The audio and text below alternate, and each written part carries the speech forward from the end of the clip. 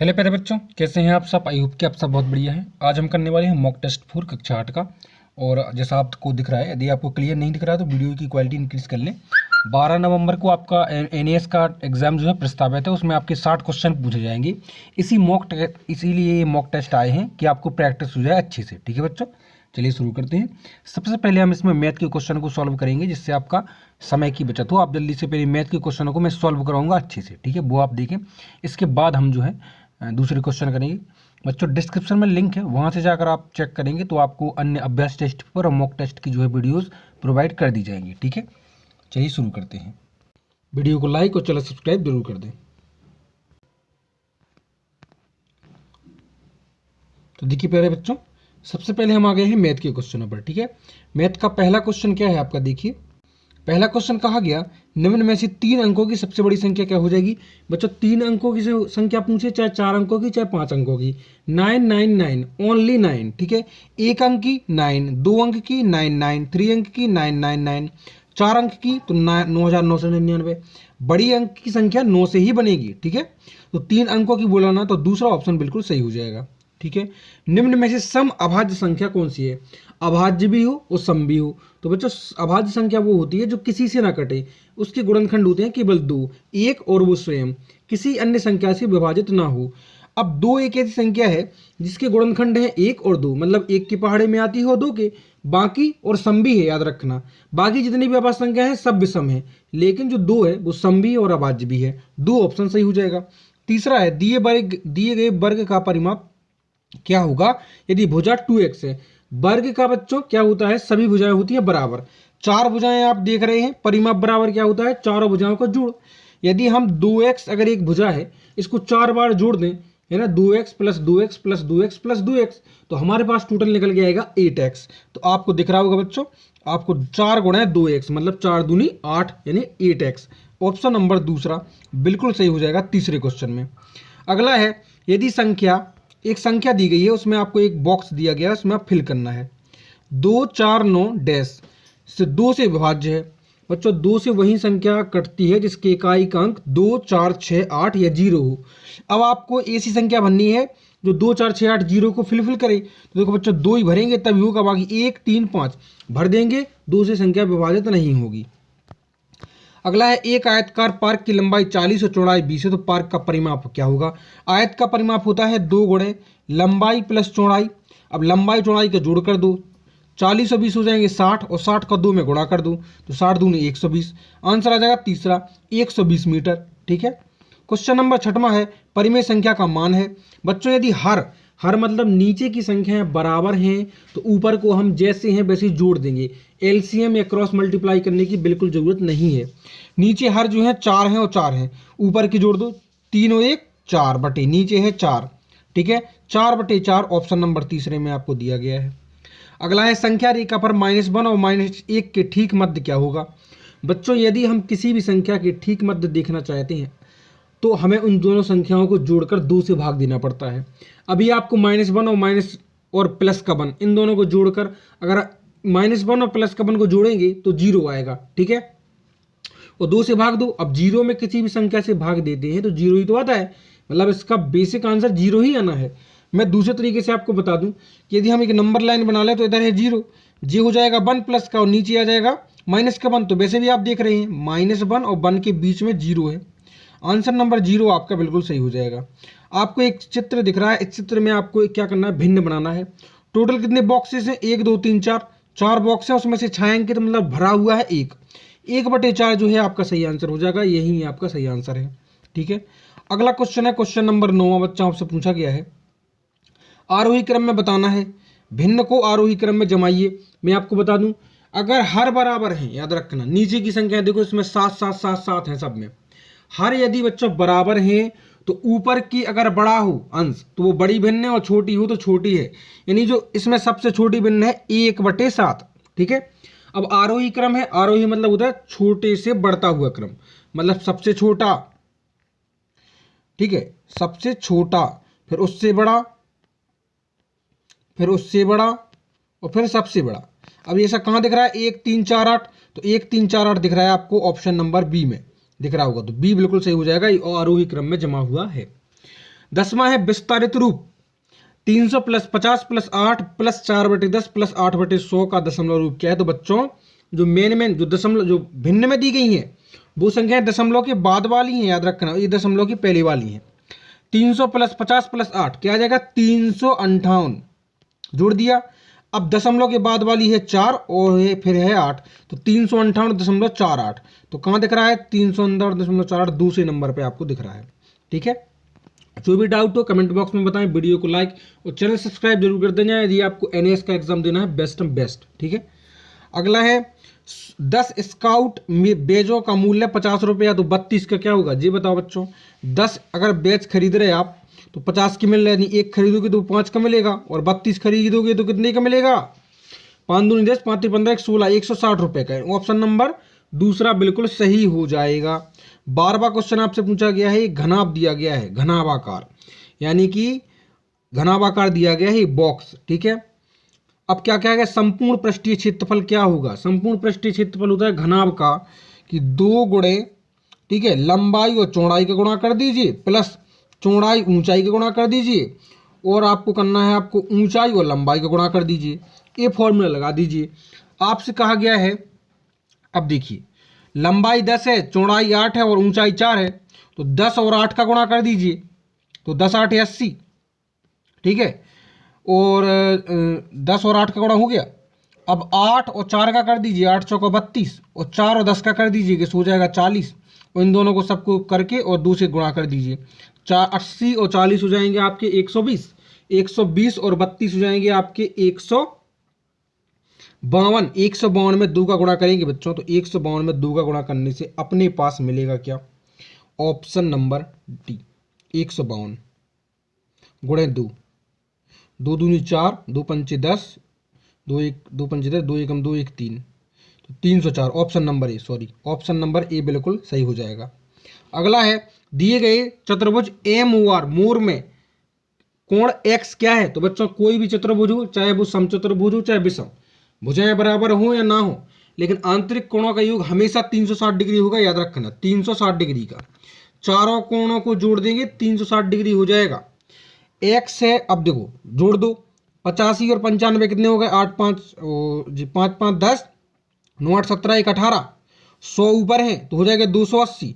अब 280 को आप अगर 360 में से घटाएंगे तो 0 14 6 16 में से 8 घटाए तो 8 बचे, कैरी में 80।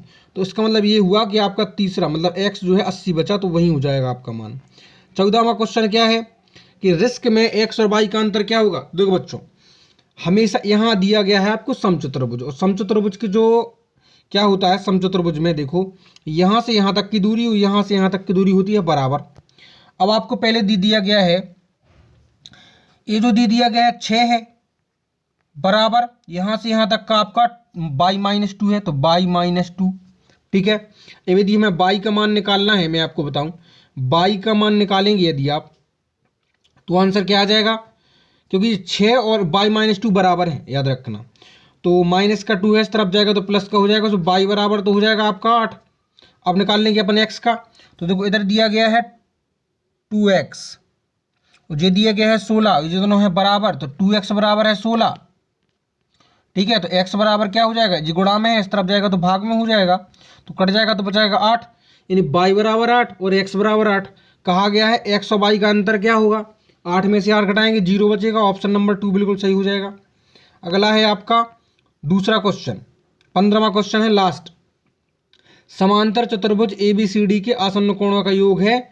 समांतर चतुर्भुज में जो आसन्न कोण होते हैं मैं बताऊं, वो टोटल 180 डिग्री के होते हैं, ध्यान रखना। आसन्न मतलब बगल बगल के कोण, मतलब कि जैसे A और D हो गया बगल बगल का, B और B हो गया, B और C हो गया, तो जो बगल बगल के जो कोण होते हैं वो 180 डिग्री के होते हैं। कहा गया है कि 1:5 है कि आसन्न कोण, तो मतलब 180 बराबर है 1:5 को जोड़ने पर, तो 1:5 को जोड़ेंगे तो 6 रेशियो मिलेगा हमें। 6 रेशियो बराबर 180 है, तो 1 रेशियो बराबर क्या हो जाएगा? 30। 6 कम 6 6 बार 6 3 18। यदि 1 रेशियो बराबर 30 है, अब कहा गया एक्स वाई का, एक्स के बाद एक्स के पास था क्या? 1 रेशियो, ठीक है, और वाई के पास था 5 रेशियो, उनका योग। ठीक है, तो 1 रेशियो बराबर हो जाएगा 30 और 5 रेशियो बराबर हो जाएगा 3 5 15, इनको जोड़ दीजिए तो टोटल हो जाएगा 180। वो तो वैसे ही मैंने पहले ही बोला था आप लोगों को, समांतर चतुर्भुज के आसन्न कोणों का योग 180 होता है, करने की भी जरूरत नहीं थी, 180 ही आता है इनका योग। ठीक है, कंप्लीट हो चुका है आपका क्या मैथ। अब चलते हैं हम हिंदी पर। ठीक है, हिंदी में आपसे कहा गया है कि एक पैराग्राफ पद्य दिया गया है, पद्य को पढ़ के ही आपको आंसर देना है। जैसे देखो, हम पंछी उन मुक्त गगन के पिंजर विद्ध न गा पाएंगे, कनक तीलियों से टकराकर पुलकित पंख टूट जाएंगे। हम बहता जल पीने वाले, हम मर जाएंगे भूखे प्यासे, कहीं भली है कटक नवोरी कनक कटोरी की मैदा से। स्वर्ण श्रृंखला के बंधन में अपनी गति उड़ान सब भूले, बस सपनों में देख रहे हैं तरु की फुनगी पर के झूले। आई होप ने आप इसको पढ़ लिया होगा। वीडियो को लाइक और चैनल सब्सक्राइब भी करते जाए बीच में। उक्त गद्यांश में किसकी व्यथा का वर्णन है? तो बच्चों उक्त गद्यांश में जो है आपका ऑप्शन नंबर आ, पक्षियों की व्यथा का। ध्यान रखना, पक्षियों के अरमान होते हैं, सही आंसर हो जाएगा ऑप्शन नंबर नीले नभ में उड़ना, आकाश में उड़ना। तीसरा है कड़वी निबोरी किससे अच्छी है? तो कड़वी निबोरी जो है बच्चों ऑप्शन नंबर बा, कनक कटोरी की मैदा से। ठीक है, कनक से क्या आशय है? कनक से आशय है सोना। ओके, अगला है अब कड़वी निबोरी क्यों आशय? क्योंकि उनको कैद कर दिया गया है और सोने की कटोरी में भी अगर आप कोई आटा रख दें उनको वो बुरा लगेगा। क्यों? जो आज़ादी से अगर उनको कड़वी निबोरी मिल जाए वो सही है। ठीक है, अगला है क्वेश्चन नंबर 5वां कि पक्षियों के स्वभाव में क्या मेल नहीं खाता? तो 5वें का सही आंसर हो जाएगा ऑप्शन नंबर सा, पिंजरबद्ध रहना, मतलब ये पिंजरे में बंद नहीं रहना चाहते। भूखे प्यासे शब्द में समास कौन सा है? तो 6वें का सही आंसर द्वंद्व समास, भूखा और प्यासा द्वंद्व है। ठीक है, मेल नहीं है बिल्कुल। नीले नभ को सीमा पानी पंक्ति में कौन सा कारक है? तो नीले नभ की है ना, तो की आ गया तो इसमें कौन सा संबंध कारक है? संबंध जुड़ रहा। ठीक है, नीले नभ से सीमा। निम्नलिखित में से संज्ञा शब्द नहीं है, तो 8वें का सही आंसर हो जाएगा ऑप्शन नंबर था लाल किरण। इसमें लाल किरण संज्ञा शब्द नहीं है। पक्षी का अपनी गति उड़ान सब भूलने का क्या कारण है? तो 9वें का सही आंसर हो जाएगा ऑप्शन नंबर बंधन में रहना। बंधन में रहकर वो अपनी सब भूल जाता है, अपनी गति और उड़ान। पक्षी उड़ते हुए किसकी सीमा पाना चाहता है? तो 10वें का सही आंसर हो जाएगा ऑप्शन नंबर नभ की, यानी आसमान की। उक्त पद्यांश का मूल भाव क्या है? तो बच्चों आपका 11वें का सही आंसर हो जाएगा ऑप्शन नंबर पंछी की स्वतंत्रता। स्वतंत्रता ही जो है आपका मूल कारण है, ध्यान रखना। ठीक है, अब जो है आपको क्या दिया गया बच्चों? अब आपको दिया गया एक पैराग्राफ। इसको वीडियो को पॉज करके आप आसानी से ये पैराग्राफ पढ़ लें। इस पैराग्राफ को करने के बाद हम आगे चलते हैं। आई होप आपने ये पैराग्राफ पढ़ लिया होगा। तो अब देखो, नदियों का स्वभाव से क्या मेल नहीं खाता? तो बच्चों नदियों का जो है ऑप्शन नंबर द उत्प्लवी होना। ठीक है, यह जो है उनके स्वभाव से मेल नहीं खाता। उत्प्लवी मतलब उपद्रवी होना। ठीक है, अगला है उक्त गद्यांश की विषय वस्तु किस पर आधारित है? तो गद्यांश जो आपने पढ़ा है उसकी विषय वस्तु जो है नदियों पर आधारित है। ठीक है, उक्त गद्यांश का शीर्षक क्या हो सकता है? तो 14वें का हिमालय की बेटियां, यही जो है इस गद्यांश का शीर्षक टाइटल हो सकता है। लेखक को हैरानी का कारण क्या था? तो 15वें का सही आंसर हो जाएगा आपका ऑप्शन नंबर आ, दुबली पतली नदियों का विशाल हो जाना, यही जो है लेखक की हैरानी का कारण था। आई होप 15 क्वेश्चन आपको समझ में आए होंगे। अब चलते हैं अपन विज्ञान पर। तो बच्चों अब आ गए हम विज्ञान पर। ठीक है, वीडियो को लाइक और चैनल सब्सक्राइब जरूर कर दें बच्चों। ठीक है, देखो प्राकृतिक रेशे का सही युग्म कौन सा है? प्राकृतिक रेशे मैं बताऊंगा आपको, 2 प्रकार के रेशे होते हैं। एक तो मानव द्वारा बनाया गया रेशा होता है और एक होता है आपका नेचुरल, मतलब जो प्रकृति के द्वारा बनाया जाता है। इसमें कहा गया है प्राकृतिक। तो प्राकृतिक बच्चों 2 तरीके को, कौन सा है? एक तो है आपका रुई और जूट। जो रुई है कपास और जूट है ना, तो ये दोनों जो है प्राकृतिक हैं, किसी भी तरह लोगों द्वारा नहीं बनाए जाते। अगला है टेरिकॉट किन 2 रेशों से मिलकर बनता है? तो दूसरे का सही आंसर हो जाएगा बच्चों ऑप्शन नंबर आ, टेरिलोन और कपास। टेरिलोन और कपास से मिलकर ही टेरिकॉट बनता है। प्रेशर कुकर का हत्था किस प्रकार का प्लास्टिक का बना रहता है? तो तीसरे का सही आंसर हो जाएगा ऑप्शन नंबर बा, बेकेलाइट। पटाखे छोड़ते समय रेडू के कपड़ों में अचानक आग लग गई, उसने कपड़े पिघलकर शरीर से चिपक गए, तो बताइए उसके कपड़े किस प्रकार के रेशे से बने हुए हैं? चौथे का सही आंसर हो जाएगा ऑप्शन नंबर आ, कृत्रिम। कृत्रिम मतलब जो मानव निर्मित रेशा है उससे उसके कपड़े बने हुए हैं, इसलिए वो शरीर से चिपक गए। सूती कपड़े कभी शरीर से नहीं चिपकते। 5वां क्वेश्चन आपसे पूछा गया है, राकेश को उसकी मां ने गर्मियों में सूती कपड़े पहनने की सलाह दी। आपकी राय में इसका क्या कारण हो सकता है? तो बच्चों सूती कपड़े जो है पसीने को सोख लेते हैं। ठीक है, 5वें का सही आंसर हो जाएगा ऑप्शन नंबर 10, सूती कपड़े गर्मी में पसीना सूखते हैं। ठीक है, ठंडक भी पहुंचाते हैं। अगला है घड़ी साज मतलब घड़ी सुधारने वाला कौन सा लेंस का उपयोग करता है? तो बच्चों छोटे छोटे घड़ी के पुर्जे होते हैं। तो छठवीं का सही आंसर हो जाएगा ऑप्शन नंबर आ उत्तल लेंस। उत्तल लेंस को आंख में लगाकर ही वो घड़ी को सुधारता है। रमेश की दादी को ना पास की वस्तु दिखाई देती है ना दूर की, कौन सा रोग है? बच्चों उसको है जरा दृष्टि दोष। तो बच्चों मैं आपको बताऊं, यदि किसी इंसान को दूर का नहीं दिखता ना, उसको अगर दूर का नहीं दिखे तो उसको निकट दृष्टि दोष होता है, याद रखना। यदि किसी इंसान को निकट का साफ ना दिखे यानी पास का, तो उसको दूर दृष्टि दोष होता है, ठीक है। अब जिसको दोनों का ना दिखे तो उसको जरा दृष्टि दोष होता है। पर्यावरण में वायु का संगठन संतुलित बना रहता है, इस कथन की पुष्टि में उपयुक्त तर्क कौन सा है? देखो बच्चों, इसका उपयुक्त तर्क यह हो सकता है कि ऑप्शन नंबर 7, प्रकृति में जंतु व वनस्पति में परस्पर आदान प्रदान से, प्रकृति और जंतु में परस्पर आदान प्रदान से संतुलन ही रहता है पर्यावरण का, याद रखना। चलते हैं क्वेश्चन नंबर 9 पर। कहा गया है इस चित्र के अनुसार बताना है सबसे ज्यादा गैस कौन सी है। बेसिक है, हमको सबको पता है, नाइट्रोजन जो है वायुमंडल में सबसे ज्यादा है। ऑप्शन नंबर बा बिल्कुल सही हो जाएगा, ठीक है। आपको बताना है कि ये जो चित्र दिख रहा है या किसका है? तो बच्चों यह जो है आपका कीप के आकार का टॉर्नेडो तूफान का है, याद रखना, ठीक है। अगला है हमारी जीवन शैली पर्यावरण मित्र जैसी होनी चाहिए। मतलब हमें एनवायरनमेंट से क्या करना चाहिए? लगाव रहना चाहिए, किसी भी तरह का नुकसान नहीं पहुंचाना चाहिए। अच्छा, पर्यावरण को क्षति ना पहुंचाना, इसके लिए आप क्या प्रयास करेंगे? तो बच्चों इसका सही आंसर हो जाएगा 11वीं का आपका ऑप्शन नंबर द, कि उपयुक्त सभी। तीनों जो लिखे हैं ना, ये तीनों उपाय जो है हम करेंगे जिससे कि पर्यावरण को हानि ना पहुंचे। 12वीं का क्वेश्चन हो जाएगा कि पर्यावरण संरक्षण के लिए राजस्थान में किए गए प्रयास इनमें से कौन कौन से हैं? 12वीं का सही आंसर हो जाएगा ऑप्शन नंबर द, पहला और तीसरा, ये जो दोनों है ना, ये सभी जो है पर्यावरण में राजस्थान द्वारा किए गए उच्च कार्य काम है, ठीक है, बहुत बढ़िया।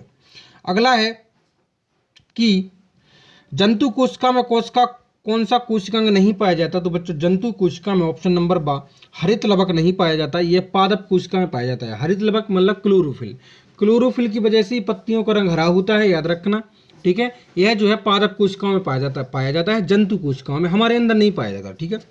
हमारे शरीर में पाया जाता है ब्लड, जिसमें हीमोग्लोबिन होता है, उसी के कारण हमारा जो है रक्त है वो लाल होता है। राजस्थान के प्रसिद्ध व्यंजन दाल बाटी निम्न में से कौन से भोजन अव्यय क्रमशः हैं? तो उसमें बच्चों क्या पाया जाता है दाल बाटी में? 14वीं का सही आंसर हो जाएगा ऑप्शन नंबर आ, प्रोटीन और कार्बोहाइड्रेट, ये के पोषक तत्व हैं, ठीक है। क्या है? पोषक तत्व जो उसमें पाए जाते हैं। भोजन में उच्च रेशे प्राप्त करने के लिए किसका सेवन करना चाहिए? तो बच्चों रेशे प्राप्त करने के लिए हमें तो किसका? उपयुक्त सभी। क्या क्या? छिलके वाली दाल, छिलके सहित फल और आटे का चोकर, इन तीनों को यदि आप अच्छे से खाएंगे तो 15वीं का दा ऑप्शन सही हो जाएगा, उपयुक्त सभी। आई होप कि आपको साइंस के क्वेश्चन समझ में आए होंगे। अब चलते हैं हम सामाजिक विज्ञान पर, ठीक है बच्चों। सामाजिक विज्ञान में पहला क्वेश्चन है आपका, देखो बच्चों क्या है पहला क्वेश्चन, कि एक पुर्तगाली खोजकर्ता ने सन 1498 भारत के लिए समुद्री मार्ग की खोज की। तो आपको बताना है बच्चों, सबको पता है कि वास्को डी गामा ने ही भारत की खोज की थी, पुर्तगाल से आया था और कालीकट बंदरगाह जो अभी केरल में है वहां पर उतरा था वो, ठीक है। अगला है किसने प्लासी की लड़ाई में सिराजुद्दौला के विरुद्ध ईस्ट इंडिया कंपनी का नेतृत्व किया? तो बच्चों दूसरे का सही आंसर हो जाएगा option number A, Robert Clive ने। रॉबर्ट क्लाइव जो अंग्रेजों के जनरल थे, उनने ही जो सिराजुद्दौला का विरुद्ध जो है युद्ध लड़ा। अगला है शांति निकेतन। तो शांति निकेतन आपको पता होना चाहिए, option number C, Rabindranath Tagore. जब भी शांति निकेतन कलकत्ता के नाम हो, रविन्द्रनाथ टैगोर से ही संबंधित है। अगला है मुगल शासक ने अपना शासन मुख्यतः चलाया कहाँ से? दिल्ली और आगरा से। दिल्ली और आगरा से ही उनने अपना मुख्यतः, आप देखा होगा ताजमहल है ना, तो और दिल्ली का लाल किला, तो दोनों ही ज़्यादा फेमस है। दस्तावेजों को सुरक्षित रखने के लिए प्रयोग में नहीं आता। तो 5वें का सही आंसर हो जाएगा ऑप्शन नंबर द, सिनेमाघर। अब सिनेमाघर में हम दस्तावेज कहाँ रखें? वहाँ तो हम फिल्म देखने के लिए जाते हैं, बाकी जगह हम अपने कागजात जो है वो ऑफिशियल काम का रख सकते हैं। अगला है मंगल पांडे को फांसी क्यों दी गई थी? 6वें का सही आंसर हो जाएगा आपका, तो मंगल पांडे को फांसी इसलिए दी गई थी कि आपको 6वां सही हो जाएगा आपका, बैरकपुर में अधिकारियों पर हमला किया था। बैरकपुर छावनी में वो अंग्रेजों की तरफ से सैनिक थे, वहां पर उनने उन अधिकारियों पर हमला कर दिया, विद्रोह कर दिया, इसलिए मंगल पांडे को जो है फांसी दे दी गई। उस पर एक फिल्म भी बनी है, उस फिल्म में कौन अभिनेता है आप मुझे कमेंट बॉक्स में बताएंगे, ठीक है। प्रश्न नंबर 7वां, ब्रिटिश सरकार के तहत लागू नमक कानून को क्या अर्थ था? तो नमक कानून का अर्थ था बच्चों क्या, कि केवल सरकार को नमक और बेचने का अधिकार होता है, केवल सरकार को। अब अंग्रेजों ने यह फायदा उठाया कि नमक जो है एक बेसिक है, सबको खाना ही खाना है, तो उस पर नमक कर ज़्यादा महंगा भी कर दिया। अब ऐसी चीज़ जो प्रकृति के द्वारा दी गई है, बहुत सारी है, आराम से अभी नमक देखते हैं कितना सस्ता है, लेकिन अंग्रेजों ने महंगा कर दिया। क्यों? जिससे कि नमक तो खरीदना ही पड़ेगा, खाना में बिना नमक के कैसे खाना खाएगा, ठीक है। इसलिए नमक बनाने और बेचने का अधिकार अंग्रेजों ने ले लिया, यही जो है नमक कानून कहा गया। क्वेश्चन नंबर 7वां है, खाद्य प्रसंस्करण वनस्पति तेल व चीनी उद्योग का उदाहरण है। तो 8वां हो जाएगा प्रश्न नंबर 8वीं का ऑप्शन नंबर डी, कृषि आधारित उद्योग। खाद्य संस्करण, वनस्पति तेल और चीनी, ये तीनों जो हैं कहाँ से बनते हैं? जो फसल से जो सामान उगता है उसी से ये तीनों चीज़ें बनाई जाती है, तेल हुआ, चीनी हुआ, ठीक है। तो यह हो जाएगा कृषि आधारित उद्योग। यूरोप की व्यापारिक कंपनियों को भारत की ओर से किसने आकर्षित किया? तो 9वें का सही आंसर हो जाएगा ऑप्शन नंबर बी, कपास, रेशम और मसाले। भारत में कपास है ना, सूती कपड़ा और रेशम और मसाले भरपूर मात्रा में थे, तो विदेशी की कंपनियां आई और यहाँ से माल ले लेकर अपने यहाँ उन्होंने बनाया। कौन 1857 का विद्रोह का हिस्सा नहीं था? तो बच्चों ग्वालियर के मराठा शासक जो है 1857 के विद्रोह में उन्होंने भाग नहीं लिया था, ठीक है। हमें मानव संसाधनों को शिक्षा और तकनीकी कुशलता देनी चाहिए, क्योंकि अब 11वें का सही आंसर हो जाएगा ऑप्शन नंबर बी। क्या? क्यों? क्योंकि वे हमारे देश के विकास में सहायक हो सकते हैं। यदि हम लोगों को शिक्षा और तकनीकी यही सुविधाएं दें तो वो हमारे देश का ही तो विकास करेंगे पढ़ लिख के, ठीक है। और हमें यही सुविधाएं ना दें तो पढ़ाई लिखाई नहीं करेंगे, वो नहीं करेंगे, देश जो है गड्ढे में जाएगा। अब चलते हैं 12वीं क्वेश्चन पे। वनस्पति